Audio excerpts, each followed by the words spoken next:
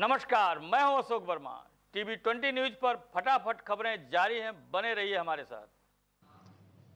आज जिलाधिकारी कार्यालय पर जनपद के अभिभावक पहुंचे और उन्होंने प्राइवेट स्कूलों द्वारा किए जा रहे शोषण के खिलाफ ज्ञापन जिलाधिकारी को सौंपा, जिसमें एक तिमाही की फीस माफ करने, कक्षा 5 तक ऑनलाइन क्लास पर रोक लगाए जाने, स्कूल ना खुलने तक फीस का निर्धारण, ऑनलाइन दी जा रही शिक्षा के आधार पर सरकारी स्कूलों के जीर्णोद्धार व जनपद में नए सीबीएसई स्कूल जनपद के छात्राओं की संख्या के आधार पर खोले जाने, निजी स्कूलों में एनसीईआरटी पाठ्यक्रम की पुस्तकों को सख्ती से लागू करवाए जाने, प्राइवेट स्कूलों की पुस्तकों को पूर्ण रूप से प्रतिबंधित किए जाने व जिन विद्यालयों द्वारा अपना शुल्क वितरण वेबसाइट पर अपलोड नहीं किया गया है उनके विरुद्ध कठोर कार्रवाई किए जाने, एक देश एक शिक्षा पद्धति लागू किए जाने की मांग की है।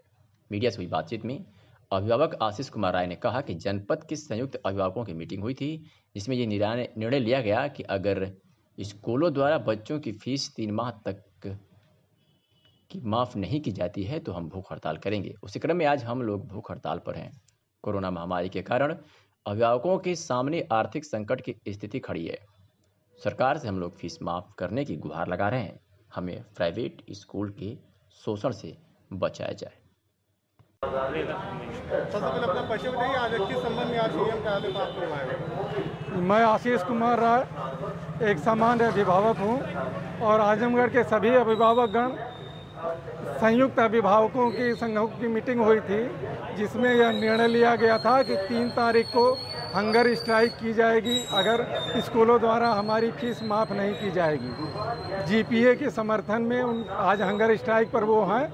हम लोग भी उनकी हंगर स्ट्राइक का समर्थन करते हैं। हमारी मुख्य मांगे हैं कि इस कोरोना महामारी से जो आर्थिक संकट उत्पन्न हुआ है उसमें अभिभावक फीस देने में असमर्थ हैं। स्कूल कॉलेज पूर्णतः बंद हैं, उनकी किसी भी सुविधा का हम लोग उपयोग नहीं कर रहे हैं।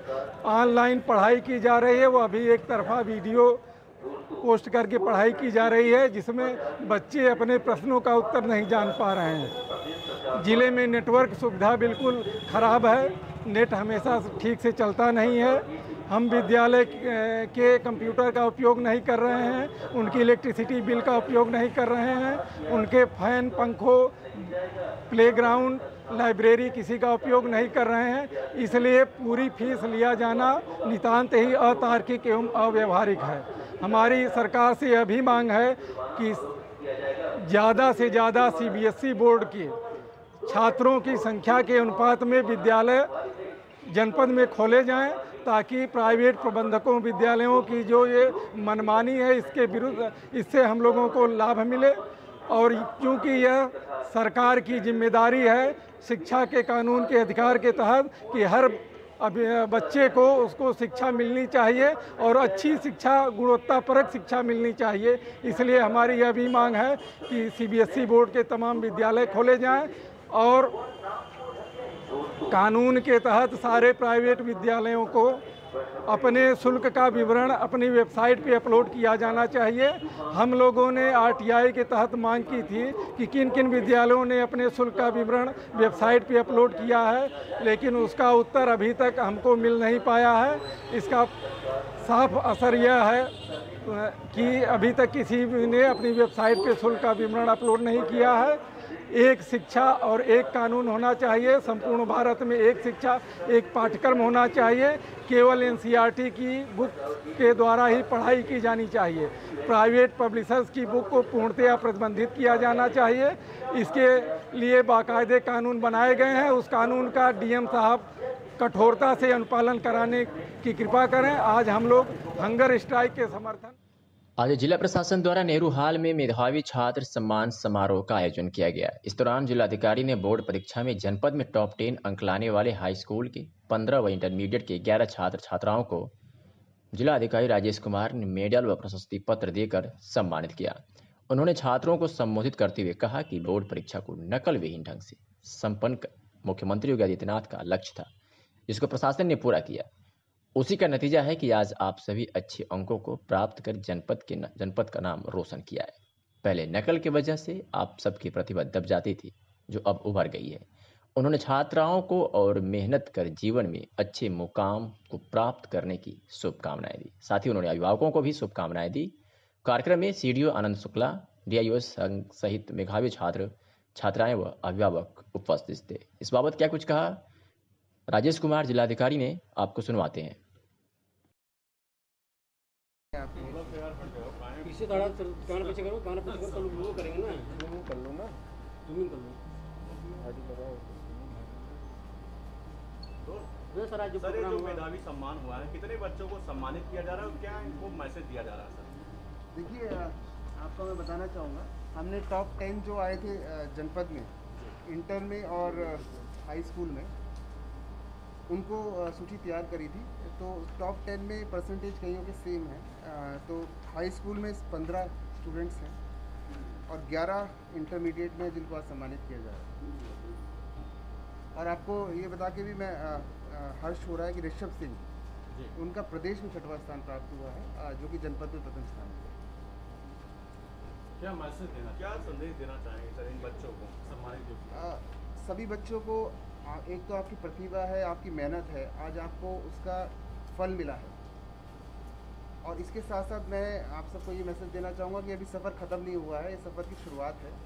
जिस मेहनत से, लगन से आपने मेहनत करी है, इस मेहनत को आपको आगे बढ़ाना है और जनपद का नाम रोशन करना है, अपने माता पिता का नाम रोशन करना है और एक अच्छे मुकाम पे पहुंचना है। जो भी आपका मुकाम आपने तय किया है, आप डॉक्टर बनना चाहते हैं, इंजीनियर बनना चाहते हैं, आप IAS बनना चाहते हैं, आप अच्छे बिजनेसमैन बनना चाहते हैं, आप अच्छे CA बनना चाहते हैं, या फिर आप कोई अपना बिजनेस करना चाहते हैं, जो भी आपने अपने लिए एम चुना है, उसके लिए आपको आगे मेहनत करनी है। सर जिन बच्चों का कुछ नंबर से रुक गया उनके लिए क्या कहना चाहिए?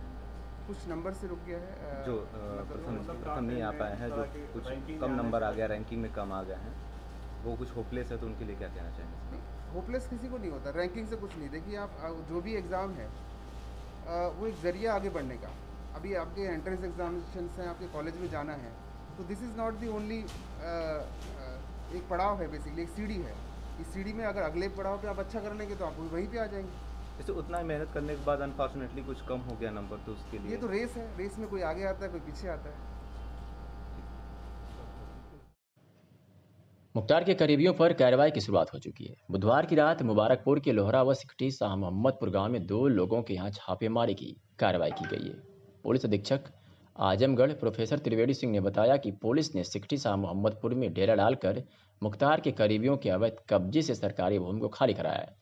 कार्रवाई से गांव में हड़कंप रहा। मुख्तार के करीबियों पर हुई कार्रवाई के दौरान असगर शेख पुत्र शेख उस्मान को पुलिस ने गिरफ्तार भी कर लिया है। असगर शेख पर गांव की सरकारी जमीन पर अवैध कब्जे का आरोप है। यही नहीं, असगर के परिवार के कई लोगों ने भी सरकारी जमीन पर कब्जा किया है। इनकी पुलिस तलाश कर रही है। लेखपाल ने मुकदमा पंजीकृत कराया है। तो वही सिकटी शाह मोहम्मदपुर के अलावा लोहरा गांव में भी सरकारी जमीन पर अवैध कब्जे का मामला है। वहां अभी अवैध कब्जा हटवाए जाने की कार्रवाई तो नहीं हुई है, लेकिन लेखपाल ने अब्दुल हक पुत्र इरशाद और आफ्ताब पुत्र एहसान के खिलाफ मुकदमा पंजीकृत कर दिया है। SDM सदर राघवेंद्र सिंह मय दलबल सिकटी शाह मोहम्मदपुर गांव पहुंचे। गांव की नवीन पर्ती की भूमि व भीटा पर मुख्तार के करीबियों ने अवैध कब्जा किया था। नवीन पर्ती व भीटा पर हुए अवैध निर्माणों को ढहवा दिया गया। कई घंटे की कार्रवाई के दौरान गांव में हड़कंप की स्थिति रही। SDM के साथ मुबारकपुर थाना पुलिस व राजस्व विभाग की टीम कार्रवाई में जुटी हुई थी। लोहरा गांव निवासी अब्दुल हक फरार है। पुलिस ने उसके ऊपर 25,000 का इनाम घोषित कर दिया है। जल्द ही गिरफ्तारी हो जाएगी। इस बाबत क्या कुछ कहा SP आजमगढ़ ने, आपको सुनवाते हैं। सर पूरे पूर्वांचल में मुख्तार गैंग पर शिकंजा कसता चला जा रहा है। आजमगढ़ में भी कई कार्रवाई की गई, क्या क्या कार्रवाई की गई है और कितने लोगों को अभी नजर में रखा गया है? देखिए, जो लोग मुकदमे में इनके साथ एक्यूज रहे हैं उनके ऊपर कार्रवाई हो रही है। हम लोगों ने 7 लोगों के असलहे भी पहले से जमा करवाए हैं। कुछ इनके जो एसोसिएट्स हैं, अभी सूचना संकलन के आधार पे और गोपनीय तरीके से जांच करने पे पाया गया कि इनके ताल्लुकात रहे हैं। उनके जितने भी बिजनेसेस हैं उसकी हम लोग जांच कर रहे हैं। कई जगह ये पाया गया कि सरकारी ज़मीनों पे इन्होंने ज़बरदस्ती धौंस जमा करके कब्जा किया हुआ है। कल हम लोगों ने मुबारकपुर में उसमें मुकदमा कायम कराया गया, गिरफ्तार किया गया। और एक जो फरार है अब्दुल हक, जिसने सरकारी ज़मीनों पर कब्जा किया, उस पर 25,000 रुपये का इनाम घोषित किया गया है। एक सोनू नट है जिस पे मैंने 25,000 रुपये का इनाम घोषित किया है। ये गैंगस्टर का मुकदमे में वांटेड चल रहा है। इसका भी एसोसिएशन पाया गया कि उस गैंग के साथ ये एसोसिएट रहे। इस तरह से कुछ लोगों की और जानकारियाँ मिल रही हैं कि इसके साथ जो एसोसिएट्स रहे हैं वो PWD की ज़मीनों पे भी कब्जा किए हुए हैं। अभी तहकीकात चल रही है। हमारी रेवेन्यू और पुलिस की टीम एक साथ इन सारे बिंदुओं की छानबीन कर रही है। जिनके विरुद्ध भी कोई भी अगर गैर कानूनी चीज़ें पाई जाएंगी तो हम कठोरतम कार्रवाई करेंगे। सर, गौ तस्करी में भी लिप्त रहे हैं इनके लोग और मछली पालन में भी रहे हैं, बहुत से ऐसे मामले रहे हैं। हाँ, गौ तस्करी में लिप्त इनके एक एसोसिएट्स हैं जिस पे हम लोगों ने 25,000 रुपये का इनाम घोषित किया है और मुझे पूरा यकीन है कि आज शाम तक या कल तक गिरफ्तार हो जाएगा। कुल कितने लोग हैं नजर में जिसे मॉनिटरिंग नहीं की जा रही है? अभी आज की डेट में करीब हम 2 दर्जन लोगों को मॉनिटर कर रहे हैं। उनकी गतिविधियाँ, उनके द्वारा इकट्ठा की गई पूरी प्रॉपर्टी, उनके एसोसिएशन और उनके द्वारा अतीत में किए गए जितने भी आपराधिक कृत्य हैं सबकी समीक्षा कर रहे हैं। अगर उनके खिलाफ कोई भी गैर विधिक तथ्य मिलता है तो निश्चित रूप से उनके खिलाफ कार्रवाई करेंगे। कितने असलहे हैं जिनको रजिस्ट्रेशन किया जाएगा? 7 असलहे पहले से जमा कराए गए हैं और हम तहकीकात कर रहे हैं कि किन के पास किस तरह के असलहे हैं। जैसे ही संज्ञान में इस बात की आएगी, ये तथ्य आएंगे कि इनके पास असलहे हैं तो उसको निरस्त करेंगे। कानपुर देहात के चौबेपुर थाना इलाके में पुलिस ने विकरू गांव में दबिश देने गई थी, जहां पुलिस या रजिस्ट्रेटर विकास दुबे को पकड़ने गई थी। दबिश के दौरान बदमाशों ने पुलिस को घेर कर फायरिंग कर दी। इसमें 8 पुलिस वाले शहीद हो गए। विकास दुबे वही अपराधी है जिसने 2001 में राजनाथ सिंह सरकार में मंत्री का दर्जा पाए संतोष शुक्ला की थाने में घुसकर हत्या की थी। घटनास्थल से 47 के खोखे मिले हैं। करीब 2 दर्जन लोगों को पूछताछ के लिए हिरासत में लिया गया है। कानपुर देहात के इलाके को पूरी तरह से सील किया गया है। एडीजी कानून व्यवस्था प्रशांत कुमार, एसटीएफ के आईजी समेत कई पुलिस अधिकारी मौके पर पहुंच गए हैं। अस्पताल में जांच टीम घायल पुलिसकर्मियों से सीक्वेंशियल ऑफ इवेंट्स की जानकारी ले रही है। बताया जा रहा है कि शहीद सीओ देवेंद्र मिश्रा छत से बचने के चक्कर में विकास दुबे के घर में कूदे थे। मौके पर पहुंचे एडीजी कानून व्यवस्था प्रशांत कुमार ने कहा कि बदमाशों की फायरिंग में 7 स्थानीय लोग भी घायल हुए हैं। इसके साथ ही पुलिस के कई हथियार गायब हैं। घटना में शामिल लोगों को बख्शा नहीं जाएगा और उनके खिलाफ कार्रवाई जारी है। कई जिलों की पुलिस को लगाया गया है। फॉरेंसिक की टीम घटनास्थल पर पहुंच गई है और वारदात में इस्तेमाल किए गए हथियारों के बारे में जानकारी जुटाई जा रही है। फिंगरप्रिंट से पता किया जा रहा है कि पुलिस टीम पर हमला करने वाले कितने बदमाश थे। इसके साथ ही वारदात में इस्तेमाल हथियारों के बारे में जानकारी जुटाई जा रही है। बात आएगी तो आपके साथ हम शेयर करेंगे। सर, इसमें पुलिस की कोई चूक नहीं है। कितना बड़ा हिस्ट्री सीटर था, लेकिन पुलिस आ गई और पुलिस पे हमला करके इतने लोग मार दिया गया। पुलिस इनपुट नहीं था।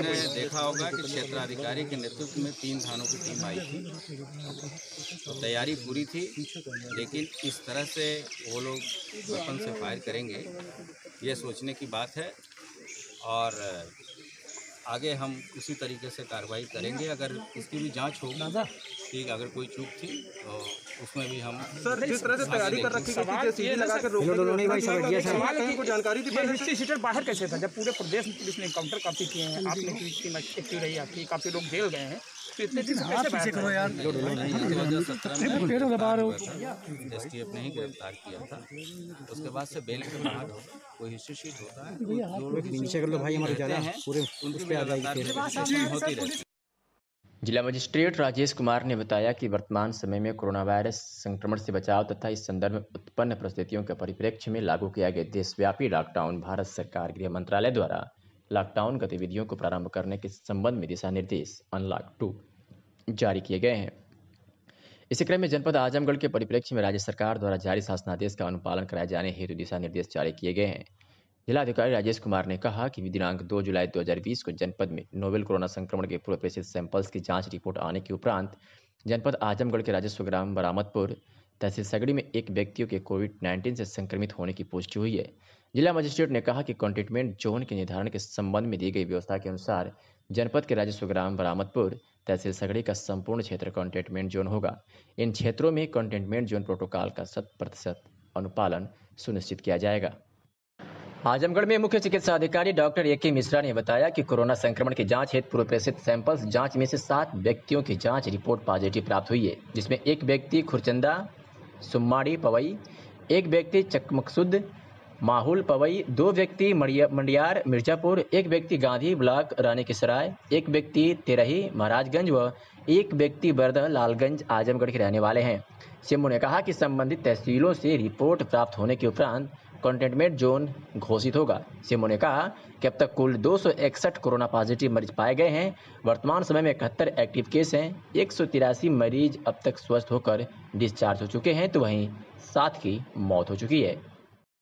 लोक जनशक्ति पार्टी पिछड़ा एवं अति पिछड़ा प्रकोष्ठ के प्रदेश अध्यक्ष शिव मोहन शिल्पकार के नेतृत्व में लोजपा प्रतिनिधि मंडल द्वारा आजमगढ़ जनपद के अपर जिलाधिकारी प्रशासन नरेंद्र सिंह व पुलिस विभाग के नगर क्षेत्राधिकारी इला मारन को श्री भगवान विश्वकर्मा जी एवं महामानव भारत रत्न डॉक्टर भीमराव अंबेडकर जी के चित्रों एवं अंग वस्त्र देकर सम्मानित किया गया।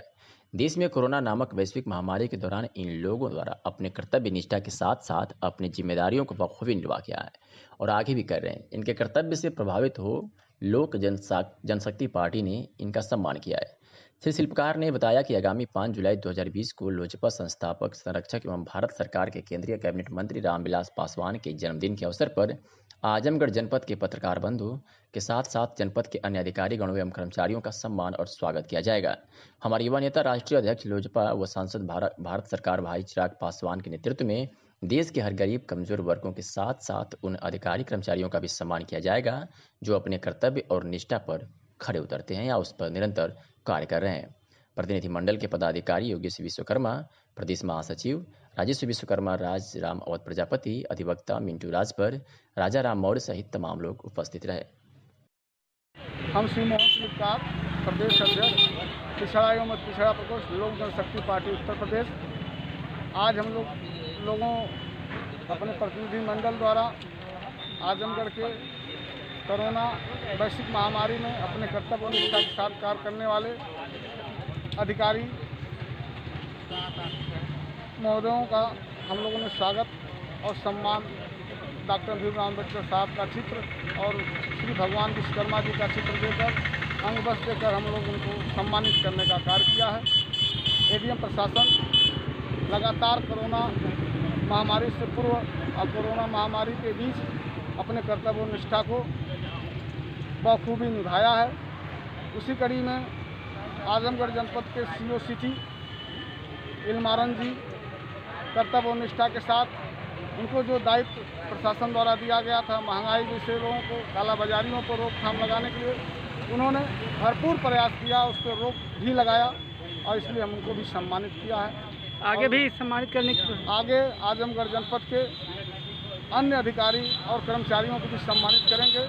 5 जुलाई 2020 को लोक जनशक्ति पार्टी के संस्थापक, संरक्षक, भारत सरकार के कैबिनेट केंद्रीय मंत्री माननीय रामविलास पासवान जी का जन्मदिन है। तो जन्मदिन के अवसर पर आजमगढ़ के सम्मानित पत्रकार बंधु और कुछ अधिकारी गणों को भी सम्मानित किया जाएगा।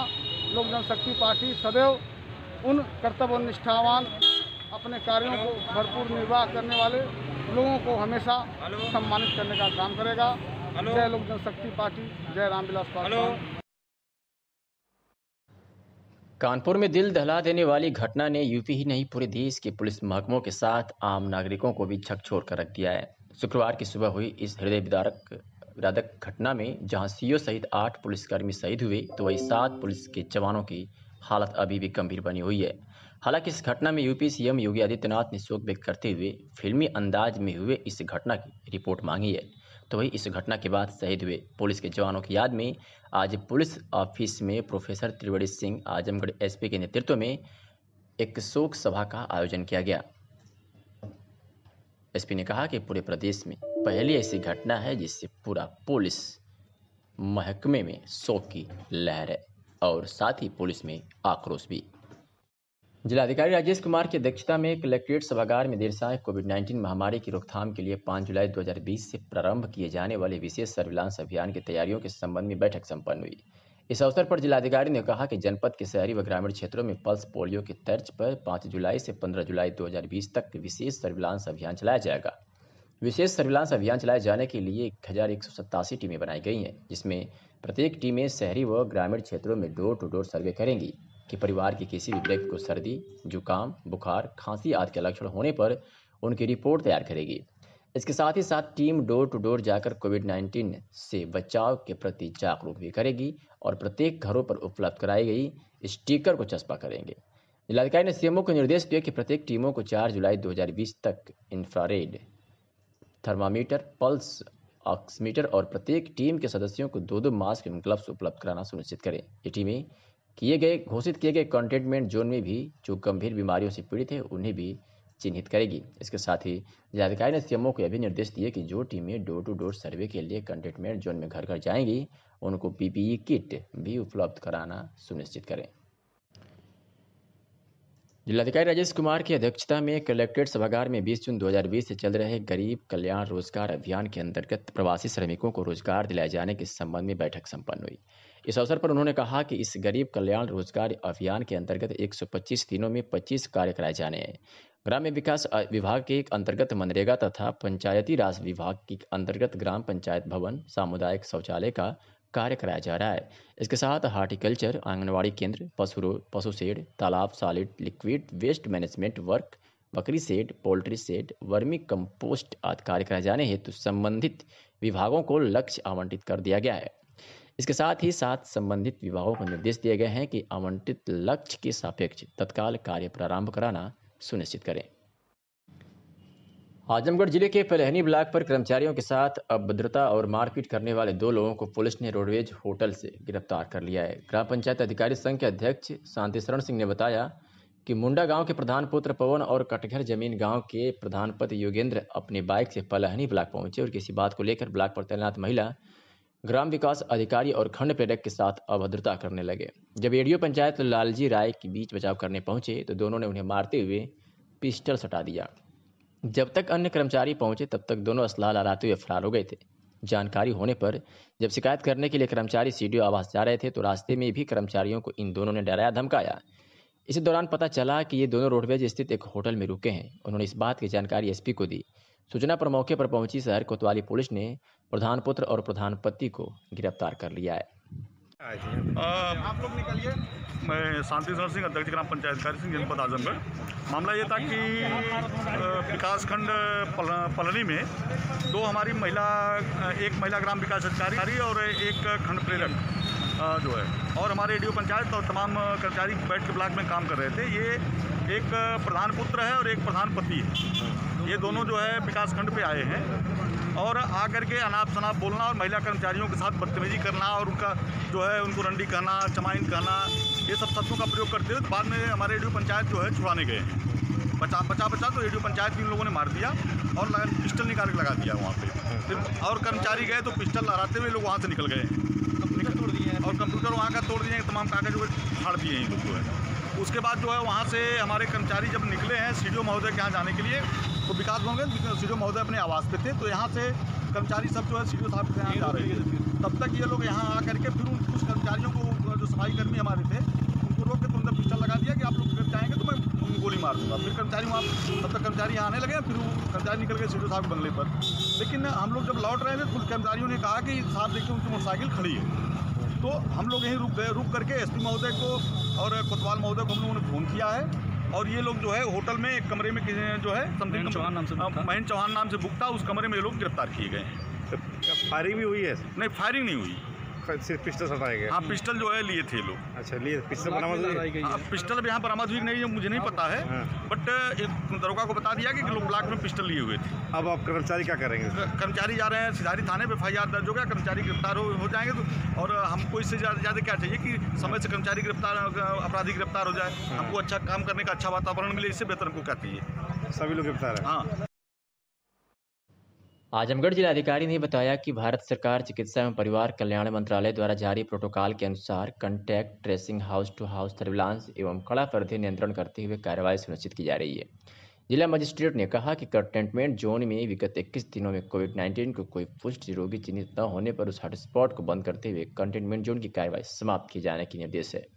इसके क्रम में मुख्य चिकित्सा अधिकारी की आख्या के आधार पर पिछले 21 या उसके अधिक दिवसों से कोविड-19 की कोई पुष्ट रोगी न चिन्हित होने के कारण राजस्व ग्राम जाफरपुर सदर, पुलिस चौकी रशीदगंज, राजस्व ग्राम सिमरा, निजामाबाद, मोहल्ला कोटकिला, वार्ड बाज बहादुर, नगर पालिका परिषद आजमगढ़, मजरा उस्मापुर, छोटापुर, राजस्व ग्राम देवई मेहनगर तथा मोहल्ला बबुआन, वार्ड सिधारी पूर्वी, नगर पालिका परिषद आजमगढ़ हॉटस्पॉट को बंद करते हुए कंटेनमेंट जोन की कार्रवाई समाप्त की गई है। उन्होंने कहा कि दिनांक 1 जुलाई को जारी सामान्य निर्देश जनपद के अन्य क्षेत्रों की भांति उपरोक्त क्षेत्रों में भी लागू होंगे। हिंदुस्तान में पहली बार छोटे छोटे बच्चे, देश के नन्हे मुन्ने सिपाहियों ने देश के सच्चे सिपाहियों को श्रद्धांजलि दी है। पूरे विश्व में फैली आपदा के इस माहौल में पहली बार हिंदुस्तान के नन्हे सिपाहियों की तरफ से हिंदुस्तान के सच्चे सिपाहियों को समर्पित एक संगीतमय श्रद्धांजलि।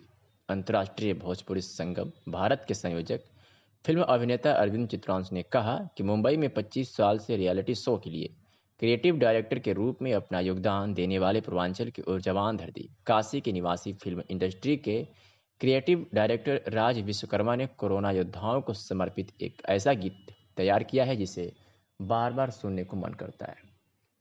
एआर एंटरटेनमेंट के सेलिब्रिटी मैनेजर और इवेंट डायरेक्टर अरविंद चित्रांश ने कहा कि बॉलीवुड के जाने माने क्रिएटिव डायरेक्टर राज विश्वकर्मा की फिल्म इंडस्ट्री में 1995 में शुरुआत अंताक्षरी और सारेगामापा GTV से हुई।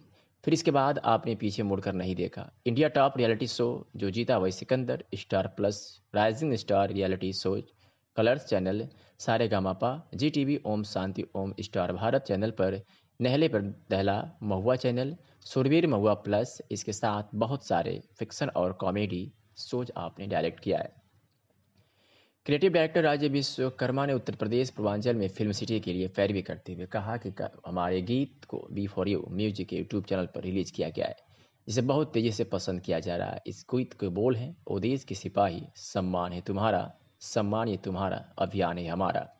इस गीत को बॉलीवुड के प्रसिद्ध डायलॉग राइटर दिलीप शुक्ला ने लिखी और जो कि घायल, दामिनी और दबंग जैसी फिल्मों के लिए जाने जाते हैं, और सुप्रसिद्ध गायक शान ने अपनी खूबसूरत आवाज़ से इसे सजाया है। भानु पंडित और अनीता भट्ट के सधे हुए स्वरों ने इस गीत को 4 चांद लगा दिए हैं। एडिटिंग की है यस विश्वकर्मा और क्रिएटिव सहायक अभिजीत मिश्रा है। उम्मीद है ये गीत हमारे कोरोना योद्धाओं का हौसला बढ़ाने में मददगार साबित होंगे। नमस्ते, मैं हूँ राज विश्वकर्मा। बॉलीवुड में पिछले 25 सालों से रियलिटी शोज़ के क्रिएटिव डायरेक्टर के रूप में काम कर रहा हूँ और उत्तर प्रदेश पूर्वांचल का होने के नाते मुझे गर्व है कि उत्तर प्रदेश में फिल्म सिटी बनने की चर्चा आजकल जो सरेआम है, मुझे बहुत ही अच्छा लगा ये सुन करके। और हमने कोरोना वॉरियर्स के लिए एक ख़ास गीत तैयार किया है, वो देश के सिपाही सम्मान है तुम्हारा, सम्मान ये तुम्हारा, अभिमान है हमारा। और पहली बार इसे बच्चों ने, बहुत छोटे बच्चों ने, इस नन्हे सिपाहियों ने अपने देश के सच्चे सिपाहियों को श्रद्धांजलि दी है। आशा है आपको पसंद आएगा। आज अखिल भारतीय ट्रेड यूनियन कांग्रेस के कार्यकर्ताओं ने निजीकरण के विरोध और तमाम मुद्दों को लेकर सड़कों पर उतरकर प्रदर्शन किया। मीडिया से हुई बातचीत में उत्तर प्रदेश किसान सभा के अध्यक्ष इम्तियाज बेग ने कहा कि सभी ट्रेड यूनियनों की तरफ से पूरे भारत में भारत बंदी के साथ मांग पत्र दिया जा रहा है। केंद्र सरकार ट्रेड यूनियनों को बंद करा रही है, जिसका हम विरोध करते हैं। अगर सरकार ने निजीकरण की कार्रवाई बंद नहीं की तो हम सड़कों पर उतरकर प्रदर्शन करते रहेंगे। पूरा परिचय के साथ बताइए किस संबंध में आपने प्रदर्शन किया। मेरा नाम इम्तियाज बेग है, मैं उत्तर प्रदेश किसान सभा का अध्यक्ष हूँ।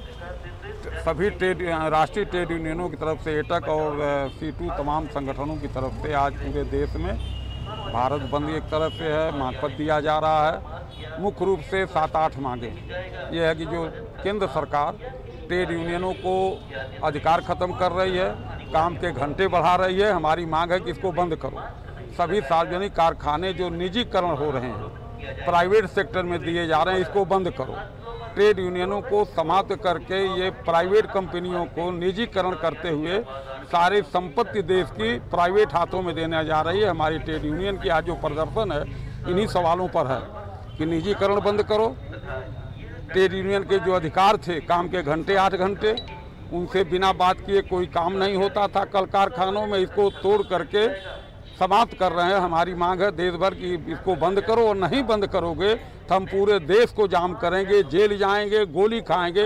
ये चलने नहीं देंगे। ट्रेड यूनियनों ने 8 ट्रेड यूनियनों ने तय किया है इसको। किसान सभा, खेत मजदूर यूनियन, शिक्षक संघ, स्टूडेंट यूनियन, सारे जनवादी संगठन जो हैं इसका समर्थन कर रहे हैं कि हम अंतिम लड़ाई लड़ेंगे, चाहे जो भी स्थिति होगी। कोरोना है, इसमें हम सब इसका पालन कर रहे हैं। आप देख रहे हैं सब लोग मास्क लगाए हैं, सारी चीज़ें हैं, हमने पूरी दूरी बनाया सरकार। लेकिन हम इस अधिकार के लिए अंग्रेजों से लड़े थे, जेल गए थे, गोली खाए थे। इस दोहरी सरकार की, प्राइवेट की, पूंजीपतियों की समर्थन सरकार के खिलाफ भी हम लड़ेंगे, जेल जाएंगे, गोली खाएंगे, बलिदान देंगे, लेकिन हम अपने अधिकार को समाप्त नहीं होने देंगे। इसी को लेकर के आज पूरे देश भर में ट्रेड यूनियन के समर्थन में सारे जन संगठन उतरे हुए हैं, हम आंदोलन चला रहे हैं।